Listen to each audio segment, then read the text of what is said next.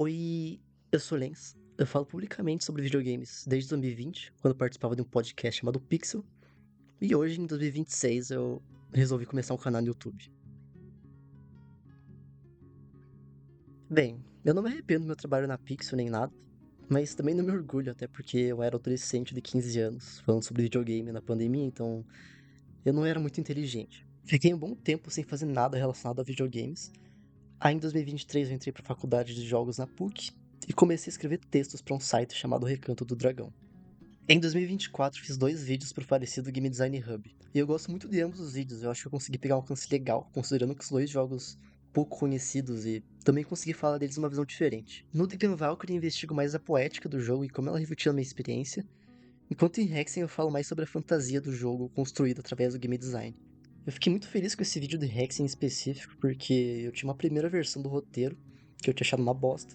Aí eu fiquei triste, fui dormir, e no dia seguinte eu reescrevi tudo e consegui embalar no ritmo da escrita. Eu roteirizei e narrei ambos os vídeos, mas quem editou foi um amigo meu, o Sick Boy. Um abraço pro Sick, inclusive, ele é muito foda. E foi minha única experiência como crítico no formato audiovisual. Pelo menos até o momento desse vídeo, obviamente. Aí em 2025 eu não fiz praticamente nada, além de uns textos meditativos no Backlog, que é um site de registro de consumo de jogos. E no começo de 2026 eu cortei laços com o Recanto por motivos pessoais. Mas nada demais também, eu não tenho nada contra ninguém de lá, inclusive um beijo pro povo do Recanto. É um ótimo site para quem procura conteúdo e perspectivas diferentes sobre videogame, principalmente de jogos mais nichados e fora do mainstream. Enfim, às vezes eu tento sair da crítica, mas a crítica não sai de mim. Então agora eu me senti no dever de começar esse projeto aqui. Esse é um vídeo mais introdutório, eu já tenho conteúdo planejado, mas eu queria pelo menos me apresentar primeiro. Meu trabalho na Pixel era algo bem esporádico, porque assim, né? Eu tinha 15 anos, eu era a mais nova dali. Então, eu tinha um pouco de vergonha de participar dos episódios, eu acho que isso é natural. Também tem o fato de que minha dicção era horrível na época e, fun fact, eu tinha que fazer fonoaudiologia. Meu repertório era minúsculo e a dinâmica do formato de podcast não ajudava muito. Resumindo, a única coisa que eu tinha era muito tempo livre e paixão pela arte. E eu acho que essa é a principal coisa que você precisa para ser um crítico, na verdade. Mas eu não era particularmente bom. Então, em 2023, que eu já era maior de idade, eu melhorei minha escrita, fiz redação do Enem, entrei pra faculdade, aprendi game design. Obviamente, uma caralhada de coisa aconteceu em 3 anos. E aí eu publiquei meu primeiro texto pro Recanto do Dragão, sobre The Cosmic Wheel Sisterhood. É mais um ensaiozinho sobre como o jogo usa a metalinguagem da mecânica de cartomante para falar sobre transformações, sobre como o processo de interação cria novos significados no mundo e na narrativa do jogo. E aí conecto para como isso se traduz formalmente nos videogames. Nada muito impressionante, mas reacendeu minha vontade de escrever sobre jogos. Depois eu fiz um texto bem maior sobre Dark Souls 2. Algo que eu não gosto e que, infelizmente, eu acabo fazendo é criar espantalhos, tipo, falar sobre uma pessoa hipotética que representa um público X que vai usar um discurso Y para falar sobre um jogo ou tema Z. Isso não necessariamente é algo ruim. Criar espantalhos pode ser uma boa metodologia para estruturar algum ponto em específico. Mas quando a crítica inteira usa espantalhos como o principal fundamento, pode ficar cansativo e parecer que você está discutindo com uma pessoa imaginária, e isso só empobrece sua escrita. Nesse texto de Dark Souls 2 eu fiquei muito com isso em mente, mas pelo menos eu consegui incluir vários pensamentos e argumentos sobre o próprio jogo. Nele eu falo muito sobre como a direção ambiciosa e maximalista do jogo cria uma estética única e transgressora dentro da trilogia. E dos Souls da From Software no geral, até porque fazem mais de 15 anos desde Demon Souls e eu ainda acho Dark Souls 2 o mais experimental de longe. Tem algumas coisas no texto que eu não gosto muito e mudaria hoje em dia, mas no geral eu gosto bastante dele, na época eu fiquei bem satisfeito com o resultado. E assim, né? Dark Souls 2 é um jogo relativamente controverso, então sempre vai render muito assunto. E esse tipo de coisa me faz lembrar muito do que eu pensava do jogo na época e várias coisas que eu penso até hoje. Depois eu fiz uma crítica sobre Sekiro e eu saí um pouco da minha zona de conforto ali porque eu raramente tenho vontade de formular uma análise, ensaio ou crítica negativa sobre coisas que eu não gosto. E o pior é que eu gosto de Sekiro. Eu acho o jogo razoável, mas nessa crítica do Recanto eu passei o texto inteiro falando sobre como eu acho o jogo imaturo e inconsistente dentro da sua própria direção. Esse texto em específico eu acho muito menos criativo e apaixonado do que o de Dark Souls 2, mas a escrita dele é muito melhor na real. Acho que é porque quando eu vou falar mal de algo, eu sinto que eu preciso ser muito mais delicado e convincente no processo, porque senão pode soar cínico, ignorante, arrogante ou qualquer outra coisa do tipo. Aí quando eu vou falar bem, eu me sinto um pouco mais solta e às vezes isso pode acabar desorganizando meu próprio trabalho.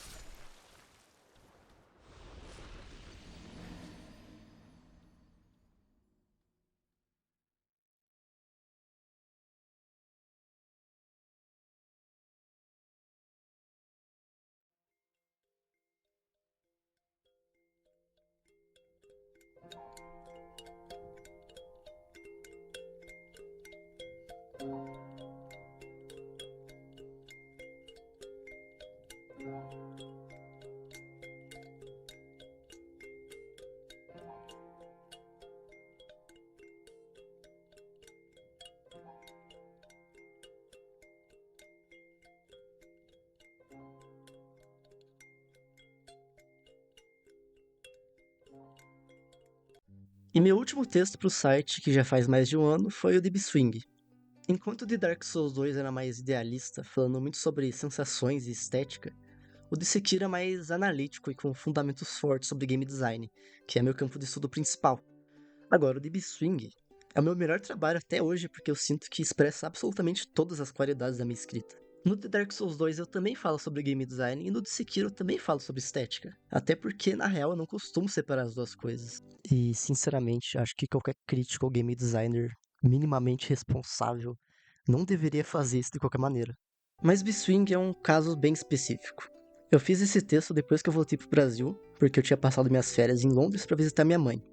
Eu deixo isso bem explícito no texto, eu corto e logo depois já começo a falar sobre o jogo, como ele é formulado, minha experiência com ele, paradigmas do game design, tudo no mesmo recorte. Eu fiquei bem feliz porque sim, eu sou bem tagarela, isso não vai mudar. Mas antes eu era muito mais prolixo e eu não conseguiria fazer essa transição entre tópicos que eu faço em Biswing sem parecer perdida. Ainda tem uns vícios linguísticos na prosa que hoje eu tento largar, mas o que importa é que esse texto eu fiz numa época muito específica e perfeita da minha vida. Eu até pensei em traduzir ele aqui pro formato audiovisual, mas não acho que faria muito sentido. Então, por favor, amigos do Recanto, não tirem ele do site, eu não quero virar Lost Media, e eu agradeço a compreensão. Esse texto de B-Swing encapsula um ideal que eu particularmente procuro na crítica: entender que não podemos hierarquizar e padronizar as relações de um jogo.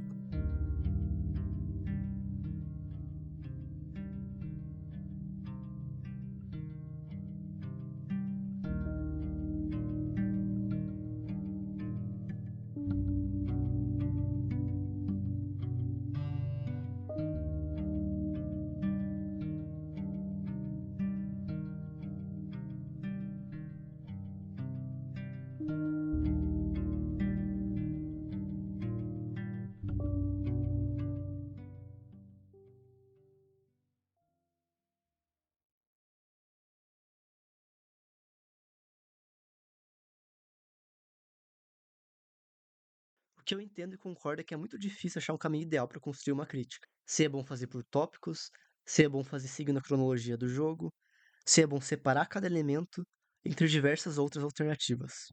Mas assim, eu acho que até quem separa os elementos do jogo tem que ter consciência de que tá fazendo aquilo de uma forma artificial, porque, né, não tem como fazer isso literalmente, é só para realmente estruturar a crítica.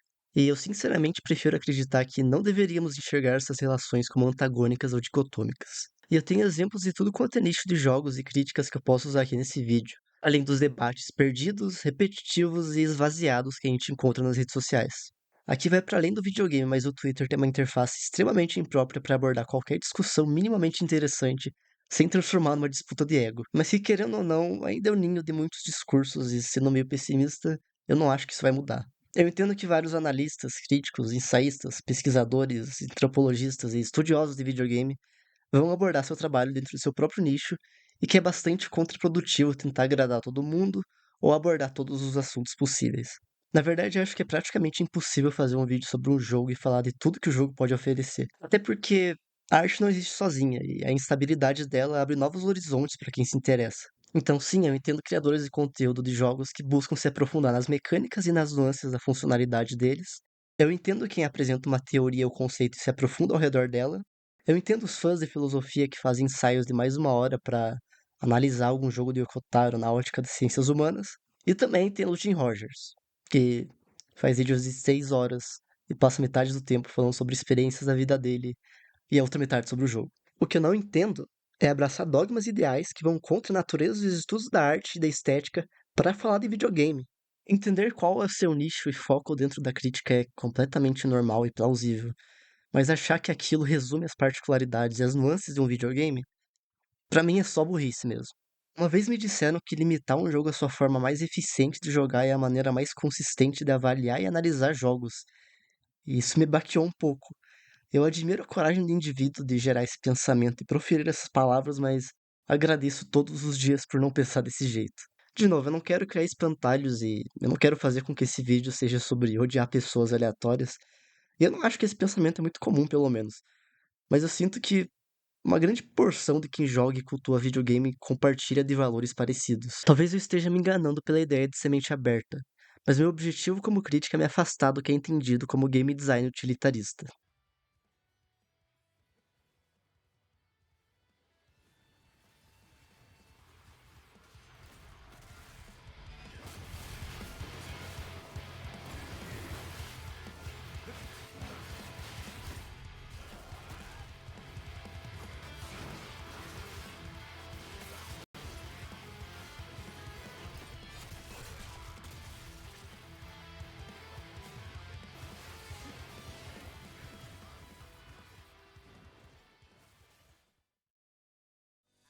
Elementos dentro de um videogame, como a simples mecânica de andar, são expostos dentro da obra como formas de transmissão de valores, e não necessariamente mecânicas que precisam fazer sentido e criar desafios ou coisa do tipo. Na verdade, esse é só um dos caminhos. E aí, obviamente, tudo vai depender da proposta que eu interpreto do jogo, porque senão eu ia gostar de todos os jogos já feitos e esvaziaria qualquer senso de princípio que eu poderia ter. Eu tenho um exemplo positivo e negativo aqui para falar sobre valores. Eu vou começar com uma notícia e desculpa para quem for fã de Gris, mas eu acho esse jogo ruim.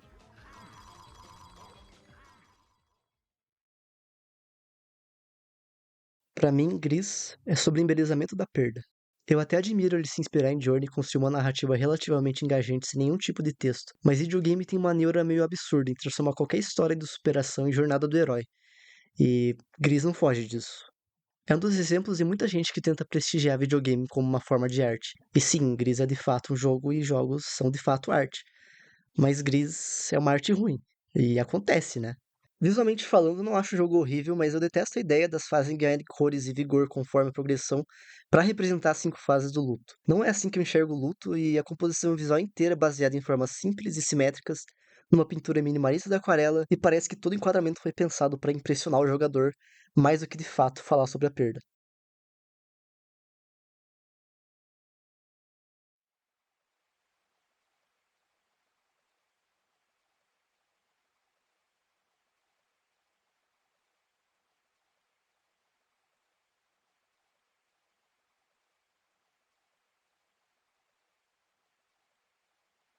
Luto é um processo feio e torturante, mas os desenvolvedores da Nomada, que inclusive trabalharam antes no Ubisoft, disseram numa entrevista que fizeram questão de não incluir falhas para o jogador se sentir incluído e ter experiência de gris sem dificuldades.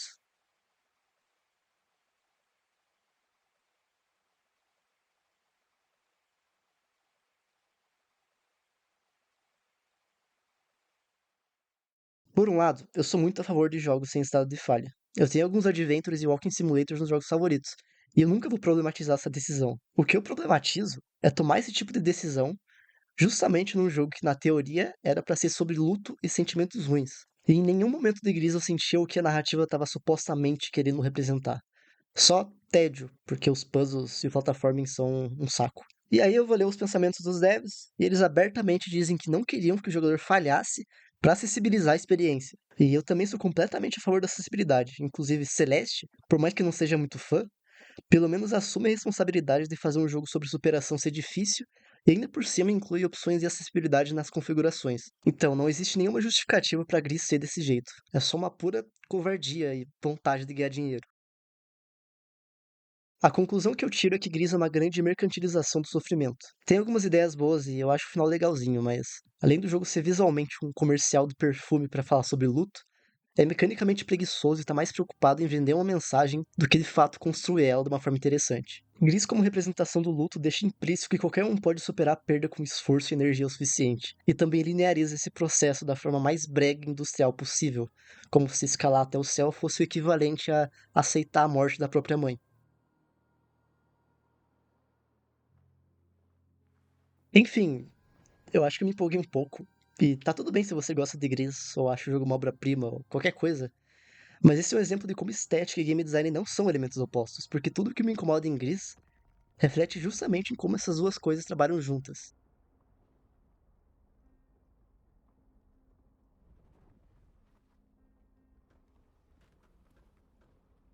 Agora vamos pra boa notícia que é Ico.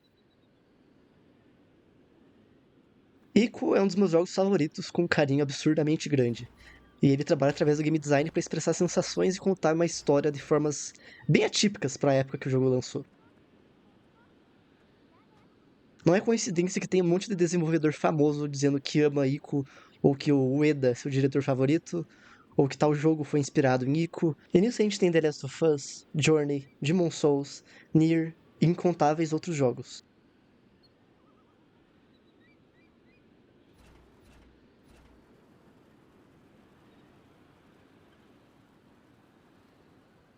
Ico propositalmente minimiza diversos elementos de seu game design para afinar a experiência da forma mais única e delicada possível. O combate é simples. O protagonista segura a espada de um jeito desengonçado e com animações travadas. Ofensivamente, ele só tem um combo de 3 ataques, e defensivamente ele só pode correr e pular. Os inimigos também são simples e não fazem muita coisa, mas o principal objetivo de Ico é proteger Yorda, que está sempre sendo perseguida por eles. É um desafio que intencionalmente restringe sua profundidade mecânica para adicionar uma camada a mais em sua identidade estética. Além disso ser uma abordagem única do tropo de salvar a princesa, muita gente critica o jogo apontando que o combate é mal feito, que não é divertido, é frustrante, tem pouca variedade, etc. Só que esquecem de ter um segundo pensamento, refletindo o motivo do jogo ser assim em primeiro lugar. Isso é, por definição, falta de senso crítico. Ico propositalmente sacrifica a complexidade do desafio e transforma o combate, algo tradicionalmente prazeroso nos videogames, em um incômodo, uma situação que o jogador quer evitar a todo custo. E ele não faz isso à toa, ele faz isso justamente para enfatizar a ideia de cooperação e empatia que ele quer passar. Achar que adicionar mais variedade nos desafios deixaria o jogo melhor, sem levar em consideração toda a construção estética de Ico, é basicamente o que eu quero dizer quando eu falo do pensamento utilitário no game design. O game design não encontra valor nele mesmo, então não tem como existir utilidade. Eu tô usando o microfone para gravar minha voz. Você tá usando o YouTube para assistir esse vídeo. Então eu sou um usuário de microfone e você é um usuário do YouTube. Mas usuário de jogos simplesmente não existe. O videogame não é útil, pelo menos ele não nasce dessa forma. Ele não encontra utilidade e finalidade objetiva. E as exceções só provam meu ponto. Jogos educativos são úteis, mas é justamente por eles serem jogos educativos que eles fogem dessa regra. Enfim, jogos são inúteis. E sabendo disso, eu sigo sem entender porque tem tantas pessoas obcecadas em procurar valores utilitários em videogame. Enfim, voltando pro meu exemplo, assim como você pode ser fã de Gris, você também pode ser hater de Ico.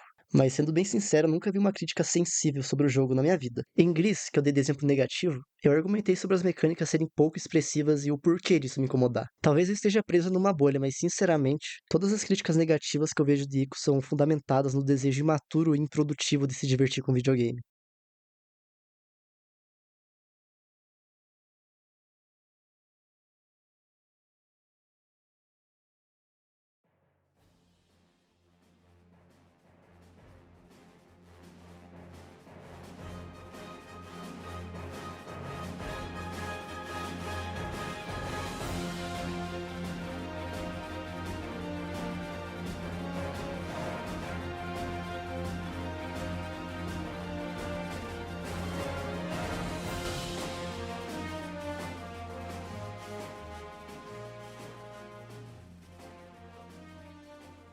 Eu não esperava que eu fosse falar tanto de videogame nesse vídeo, por mais irônico que isso pareça. Pelo menos eu consegui falar sobre dois jogos que eu nunca tive a oportunidade de falar sobre antes. Dito isso, a base de toda crítica está em uma crise, em algum conflito. A crítica é basicamente aquela conversa desconfortável que você precisa ter com alguém. Não é à toa que muita gente entende crítica como julgamento negativo, tipo, no sentido de que criticar é falar mal de algo. E sim, isso é só uma simplificação e um uso coloquial do termo. Mas mesmo que a crítica seja positiva, prestigiando algum jogo, ainda vai estar nesse clima de conversa desconfortável. E se a crise cria crítica, isso também implica numa revolta. Todo mundo interessado em crítica está minimamente interessado em revolucionar ou transformar alguma coisa. Não em um nível global de mudar o mundo ou alguma coisa do tipo, mas no sentido de provocar algum tipo de reflexão, independente de divergências de pensamento. E beleza, que eu sou game designer e estudo a área, mas eu também tô sujeito a cometer erros, então eu não sou nenhuma autoridade. Eu tô sempre em posição de falar burrices e aprender com isso, o que é plenamente normal. Se Paulo Freire diz que quem ensina aprende ao ensinar, eu acho que quem critica também aprende. Outra coisa é que a indústria AAA de jogos está visivelmente em crise e fica 10 vezes pior cada ano que passa. E isso, além de ser algo óbvio para qualquer um, também reflete nos jogadores e cria alguns absurdos, como pessoas questionando a validade de mixtape como um videogame. Eu não tô interessado em defender mixtape nem nada, mas ele é literalmente um jogo e esse debate é só idiota mesmo. Na parte dos desenvolvedores, pelo menos os grandes, eu sinceramente já perdi minha esperança. Parte disso é consequência da falta de um cenário consolidado da crítica de videogame. Mas a indústria mainstream de jogos é um grande ciclo de currante idiota que higieniza experiências e restringe a criatividade. Eu ia falar que isso é chutar cachorro morto, mas nesse caso o cachorro tá muito bem de saúde. Infelizmente. Um exemplo bem visível é a cultura dos remakes, que apresenta a falsa premissa de introduzir jogos clássicos para um público novo e com tecnologias atuais, sendo que boa parte das intenções surgem com a ideia de substituir os originais que estavam datados ou coisa do tipo. Obviamente, jogo datado não existe, e isso é mais uma consequência do game design utilitarista. Um exemplo é Resident Evil 4 Remake e assim, eu acho os supostos controles datados do original 1000 vezes melhores e mais interessantes do que a tecnologia moderna da Unreal Engine. Em game design, um remake nunca vai substituir o original, pelo menos se você é um ser pensante. O problema é que isso é claramente uma postura imbecil e repugnante da parte das desenvolvedoras. Dito isso, eu sou completamente a favor de reimaginações e eu não acho impossível existir um bom remake. O meu problema mesmo é como isso se comporta dentro da cultura de videogames. Bem, pelo menos o cenário indie da Double está relativamente saudável, apesar de que até aí existe um certo nível de comoditização da arte. Eu geralmente vou atrás de indies e doubles mais nichados e não, eu não tô falando daquele indie feito para agradar streamer e youtuber, e sim jogos realmente experimentais que conseguem elevar a mídia de alguma forma. Mas no geral eu prefiro jogar jogos antigos porque é muito difícil acompanhar e filtrar os jogos contemporâneos que valem a pena jogar, considerando que só na Steam lança mais de 1000 jogos por mês, então é bem complicado mesmo. Enfim, eu acho que ambos os extremos me encorajam bastante a continuar trabalhando na crítica. Tanto o negativo, que são os devs uniformizando o game design e transformando em pura mercadoria, e o resultado disso é absurdamente valioso, o que é bem triste na verdade, quanto desenvolvedores menores fazendo jogos mais revolucionários do mundo que só meia dúzia de pessoas vão jogar. Eu sinto que a crítica de videogame global já é bem difícil de acessar se você não estiver ativamente procurando e pesquisando sobre até o quinto dos infernos para encontrar algo interessante. E geralmente vai ser algo limitado à sua língua nativa ou ao inglês, que infelizmente é o idioma mais popular do mundo. Então talvez exista uma crítica muito interessante sobre um jogo aleatório do Sega Saturn, escrito ou narrado em mandarim no canal da Bilibili. Eu não faço ideia de como acessar a Bilibili e eu não falo chinês, então acaba dificultando muito, influenciando na forma como eu consumo esse tipo de conteúdo. O mesmo vale para o Brasil. Nosso país carece bastante de bons críticos. O nosso maior referencial, infelizmente, é o Flow Games, que nem faz conteúdo crítico na verdade, mas é o maior veículo nacional de pessoas que falam sobre videogame publicamente. E quando a gente tenta fugir desses guias de compra, análises falando se vale a pena ou não gastar dinheiro com tal jogo que, sinceramente, são algumas das piores, nos deparamos com canais de review genéricos e populistas ou vídeos de ensaios estúpidos falando sobre o vazio dos games ou alguma merda do tipo. Se você tá se perguntando que tipo de conteúdo eu vou fazer, isso provavelmente vai depender da minha vontade na hora. Eu vou até onde minha criatividade me permitir também. E no geral, não tenho nada contra nenhum formato de análise ou conteúdo de videogame, exceto previews e guias de compra. Esses a gente pode jogar no lixo mesmo. Como eu tinha mostrado antes, no Recanto no GDH eu fazia críticas e ensaios mesmo, e aqui eu pretendo variar um pouco mais. A crítica brasileira de videogames é extremamente carente de diversidade de intelecto. Eu não falo isso para me sentir superior nem nada, mas muitas pessoas adotam uma postura de pensamento de que videogame é só diversão e não vale a pena estudar sobre, o que eu pessoalmente acho uma opinião de merda e é um dos maiores motivos de não ter grandes nomes brasileiros por aí na internet. Videogame é erroneamente associado à diversão e à não seriedade. E além de criar uma aversão infantil em certas pessoas, tem muita gente com vergonha de se autodenominar crítico e isso é provavelmente causado por esse pensamento, mesmo que de forma enraizada.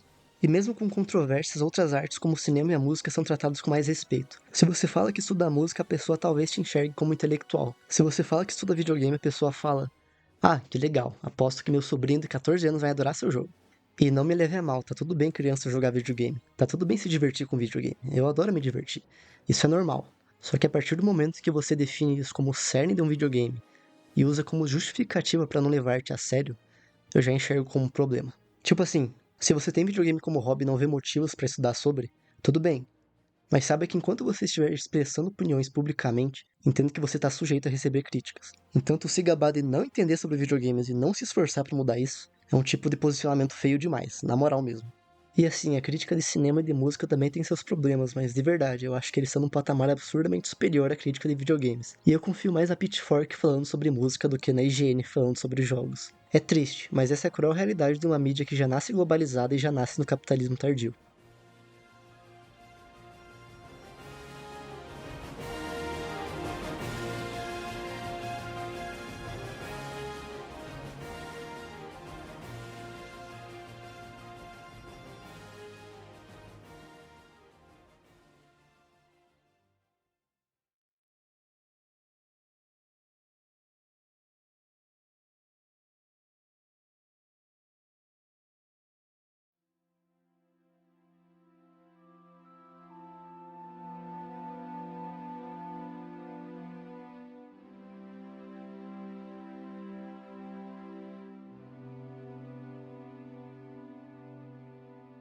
Agora, em um tom mais positivo, eu quero me esforçar pelo menos um pouco para mudar essa situação.